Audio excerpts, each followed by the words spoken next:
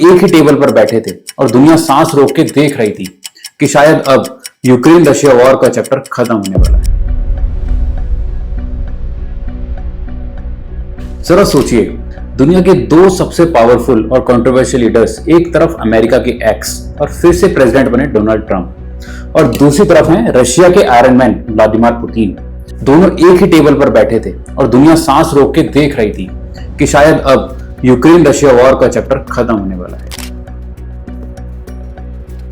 सबसे पहले सवाल उठता है, मीटिंग अलास्का में ही क्यों हुई? अलास्का एक सिंबॉलिक जगह है। एक तरफ से वो अमेरिका का हिस्सा है, लेकिन ज्योग्राफिकली वो रशिया के सबसे पास भी है। सिर्फ एक बेरिंग स्ट्रेट बीच में आता है, यानी एक तरह से अलास्का एक ब्रिज है दोनों सुपर पावर्स के बीच। और इसी जगह पर ट्रंप और पुतिन की मीटिंग होना अपने आप में एक मैसेज था, let's meet half way.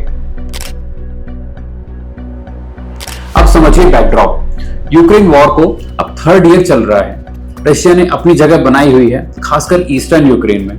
Ukraine लगातार वेस्टर्न एड पर डिपेंडेंट है, लेकिन वेस्ट का पेशेंस भी तो टेस्ट हो रहा है। ट्रिलियंस ऑफ डॉलर्स खर्च हो चुके हैं और अब तक कोई क्लियर विनर है ही नहीं। इस वॉर ने यूरोप की इकोनॉमी को हिला दिया है। ग्लोबल ऑयल और गैस प्राइसेस फ्लक्चुएट कर रहे हैं और डेवलपिंग नेशंस भी इनडायरेक्टली अफेक्ट हो रहे हैं। इसी कंटेक्स्ट में ट्रंप ने बोला, it's time to end this war.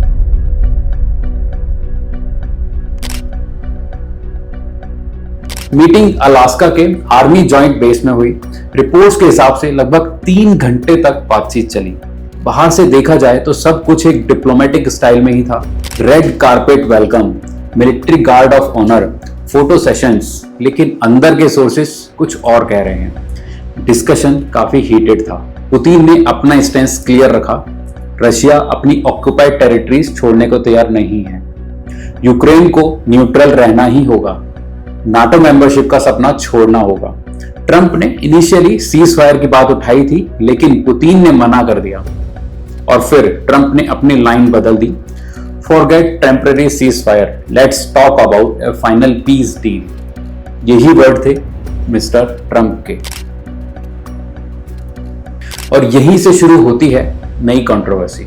Reports के मुताबिक पुतिन ने डिमांड किया कि यूक्रेन अपना डोनेस्क रीजन ऑफिशियली रशिया को दे दे, यानी कि जो ग्राउंड रियलिटी है उसको एक ट्रीटी के थ्रू लीगलाइज कर दिया जाए। ट्रंप ने यह डिमांड जेलेंस्की तक पहुंचा भी दी, लेकिन जेलेंस्की ने साफ मना कर दिया, यूक्रेन अपनी जमीन का 1 इंच भी नहीं छोड़ेगा। इसके बाद ही क्लियर हो गया कि मीटिंग का कोई कंक्रीट आउटकम नहीं निकला। बाहर दुनिया को जो दिखाया गया वो एक ग्रैंड समिट था। पुतिन को एक इंटरनेशनल स्टेट्समैन की तरह स्टेज मिला, लेकिन अंदर से रिजल्ट जीरो। क्रिटिक्स कह रहे हैं कि ये मीटिंग सिर्फ पुतिन के लिए पीआर विक्ट्री थी।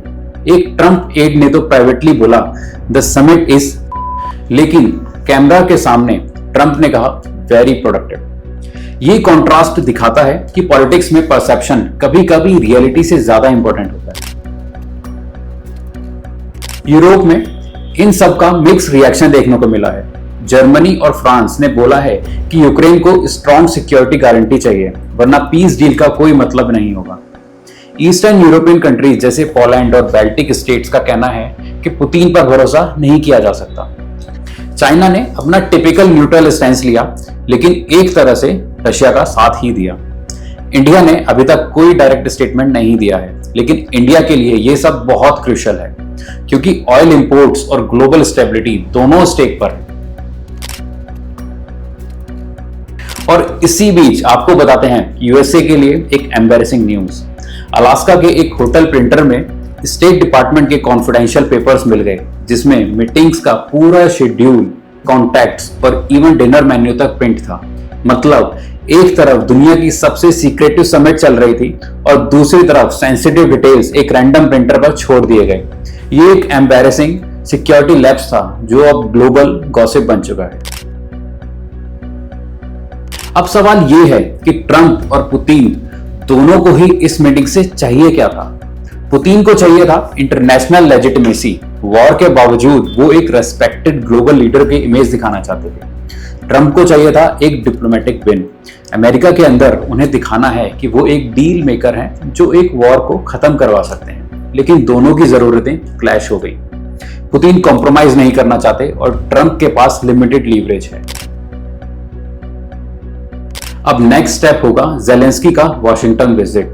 रिपोर्ट्स कह रही हैं कि एक ट्राइलेटरल समिट प्लान हो रहा है यूएस, यूक्रेन और यूरोप में, लेकिन यह भी क्लियर है कि जब तक पुतिन अपने स्टैंड ऑफ नहीं करेंगे कोई पीस डील प्रैक्टिकली पॉसिबल हो ही नहीं सकती।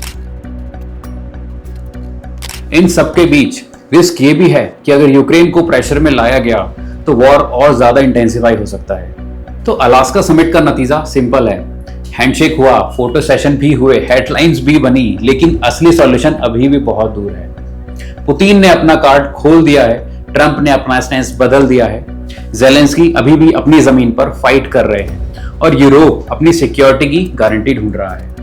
ये एक ऐसा चेस बोर्ड है जिसमें हर मूव दुनिया के फ्यूचर को इंपैक्ट करेगा और असली सवाल यही है, क्या ये मीटिंग एक पीस प्रोसेस की शुरुआत थी या फिर एक जस्ट पॉलिटिकल ड्रामा? दोस्तों, आपको क्या लगता है, ट्रंप का पुतिन के साथ बैठना यूक्रेन के लिए फायदेमंद होगा या सिर्फ पुतिन की इमेज को और ज्यादा स्ट्रांग बनाएगा? कमेंट सेक्शन में अपना ओपिनियन जरूर शेयर करना। और हाँ, अगर आपको ये वीडियो पसंद आई हो तो लाइक करो, शेयर करो और चैनल को सब्सक्राइब करना। जय हिंद।